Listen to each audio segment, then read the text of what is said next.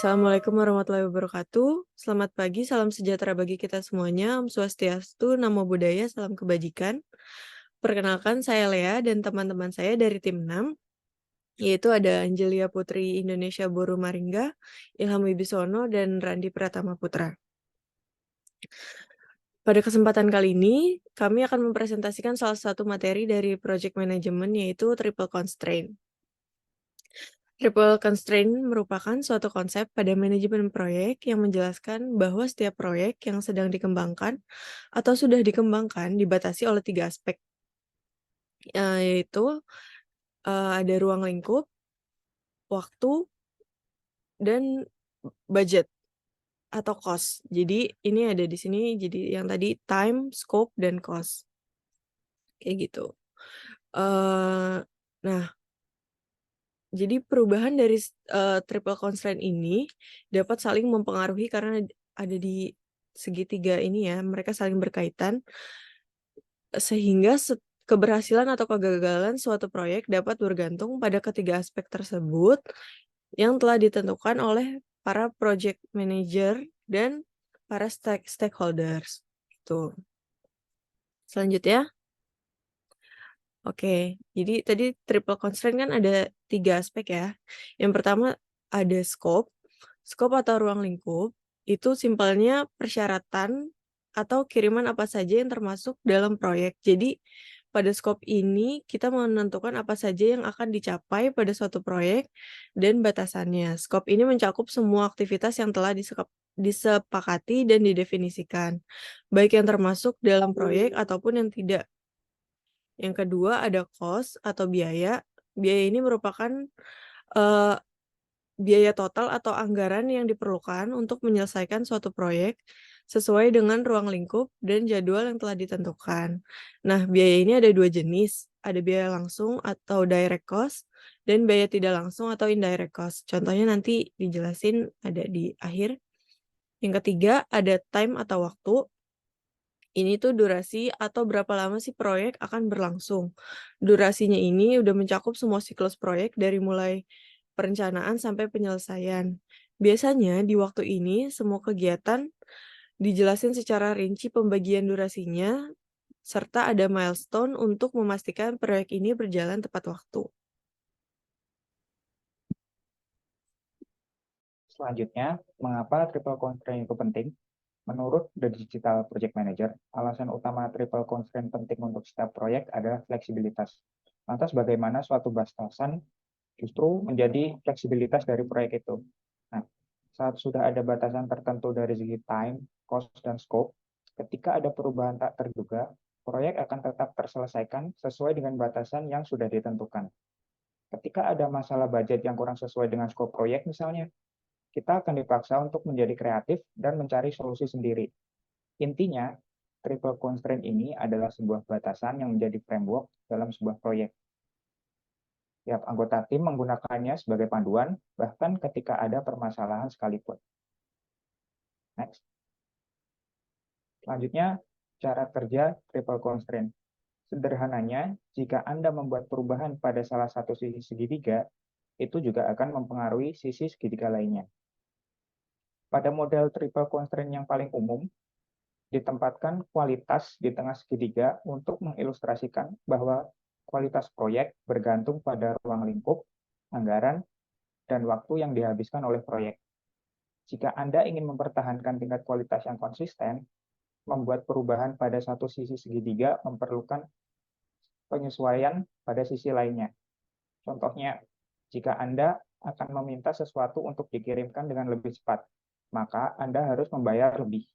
Pada contoh lainnya, jika Anda mencoba menghemat sejumlah biaya, terkadang Anda dapat mencapainya dengan memberikan produk yang lebih sederhana.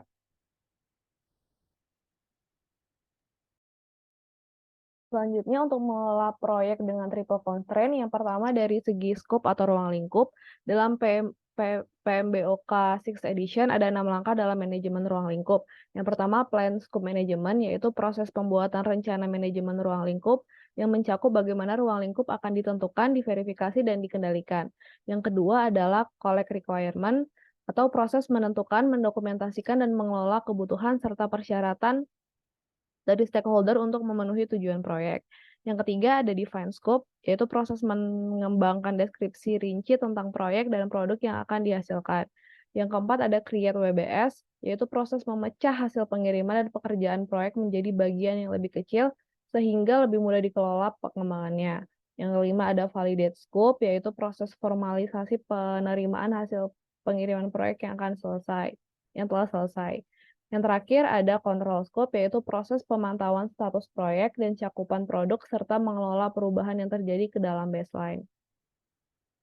Selanjutnya masih sama mengelola proyek dengan triple constraint dari sisi biaya atau cost. Dalam PMBOK 6 Edition juga ada 4 langkah dalam manajemen biaya. Yang pertama ada plan cost management, yaitu proses mendefinisikan bagaimana biaya proyek akan diestimasikan, dianggarkan, dipantau, dan dikontrol. Yang kedua, estimate cost, yaitu proses mengembangkan perhitungan estimasi terkait sumber daya moneter yang dibutuhkan untuk menyelesaikan sebuah proyek. Yang ketiga ada determine budget, yaitu proses menggabungkan perkiraan biaya kegiatan individu atau paket pekerjaan untuk menetapkan biaya dasarnya. Yang terakhir ada control cost, yaitu proses pemantauan status proyek untuk memperbarui perhitungan biaya proyek dan mengelola perubahan pada biaya dasarnya. Yang terakhir, mengelola proyek dengan triple constraint dari sisi waktunya. Masih dari PMBOK 6 Edition, ada 6 langkah dalam manajemen ruang lingkup. Yang pertama, plan schedule management, proses yang berkaitan dengan penetapan jadwal, prosedur, dan dokumentasi proyek yang akan disepakati bersama. Kedua, ada define activities, yaitu proses yang terkait dengan mengidentifikasi tindakan apa yang diperlukan untuk mencapai hasil proyek yang diinginkan. Yang ketiga ada sequence activities, yaitu proses yang terkait dengan mengidentifikasi hubungan antar kegiatan proyek yang saling berpengaruh. Yang keempat ada estimate activity duration, yaitu proses yang terkait dengan memperkirakan durasi waktu yang diperlukan untuk menyelesaikan setiap paket kerja dengan menggunakan sumber daya yang diperkirakan. Yang kelima ada develop schedule, yaitu proses yang berkaitan dengan menganalisis urutan, durasi, kebutuhan sumber daya, hingga kendala kegiatan proyek untuk membuat penjadwalan proyek. Yang terakhir ada control schedule, yaitu proses yang terkait dengan pemantauan jadwal, memperbarui jadwal, dan mengelola perubahan pada baseline, yaitu perkiraan jadwal pada tahap perencanaan sebelum proyek dimulai. Contoh triple constraint mengacu pada 3 elemen utama yang saling berkait dalam manajemen proyek, scope, lead time, dan cost biaya. Berikut contoh dari triple constraint pada pengembangan perangkat lunak. Di sini mengambil contoh dari pengembangan perangkat lunak, yaitu ada scope, modul, dan fitur yang harus diintegrasikan ke dalam perangkat lunak, ya seperti fitur dasar seperti pendaftaran pengguna, login, dan tampilan informasi produk. Namun dalam proyek, kebutuhan pengguna berkembang dan tim pengembang harus menambahkan fitur-fitur tersebut.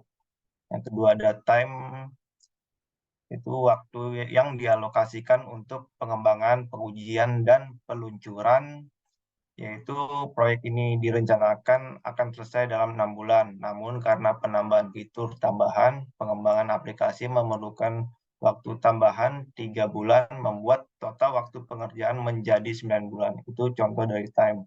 Dan yang ketiga adalah cost.